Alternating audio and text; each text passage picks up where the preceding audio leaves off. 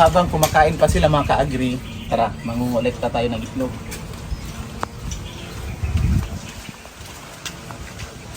So, ayan sila, oh.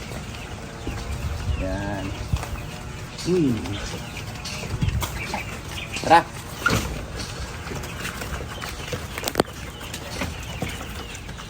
Yan. Ito yung itlog nila for today. So may 4 dito. So gusto nila dito na ano,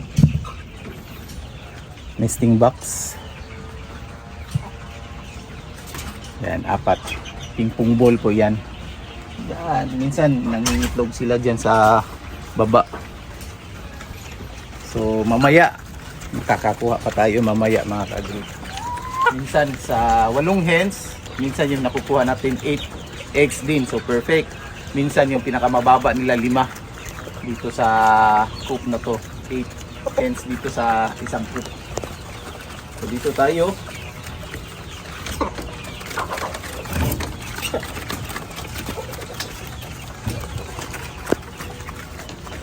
So papakita alitoy.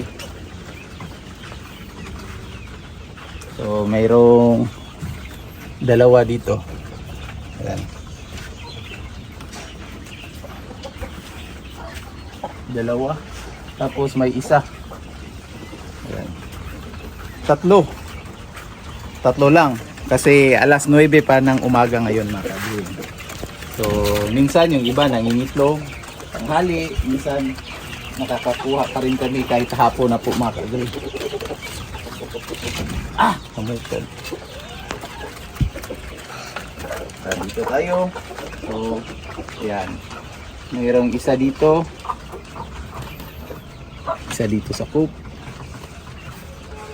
1 dito. 3. Tapos may ano yan to eh? Ping-pong ball. Okay, 3 lang dito mga ka-agri. So, ilan to lahat? 10. Kahapon, ilan yung nakuha niyo kahapon dito, Toy? 29.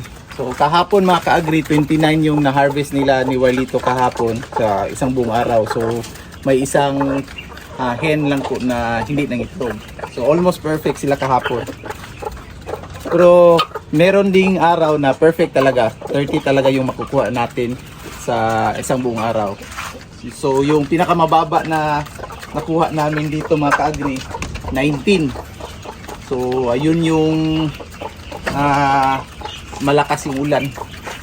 So sa napapansin namin mga ka-agri, pag malakas yung ulan, paiba-iba yung panahon, ihina din yung production nila. So dito 6 lang to sila na hens dito mga ka-agri. So meron tayong 2 dito na kuha. So 4 na coop.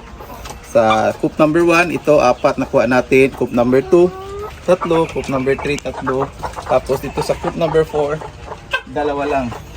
So bali 12 yung nakuha natin. So mamaya every 2 to 3 hours nag-harvest kami ng mga itlog nila. Fertilized eggs po ito mga ka-agri. Ibig sabihin pwede itong mapisa. Hindi natin ito ginagawang table food kasi sayang. Mahal ito mga ka-agri kasi pwede natin itong papipisain. So ayan. Yung mga sisiw nito mga ka-agri, ito yung tinatawag natin na mga superior F1 ng D853 from Dominant Sisig kina Dr. Erwin Cruz. So ayan, may balak na mag-alaga ng mga free range chicken gaya nito, mga Rhode Island Reds, pwede nating sa backyard lang mga ka-agri, from small scale farming, pwede po ito mga ka-agri, Rhode Island Reds. So ito yung nakolekta natin for this morning. So thanks for watching, happy farming.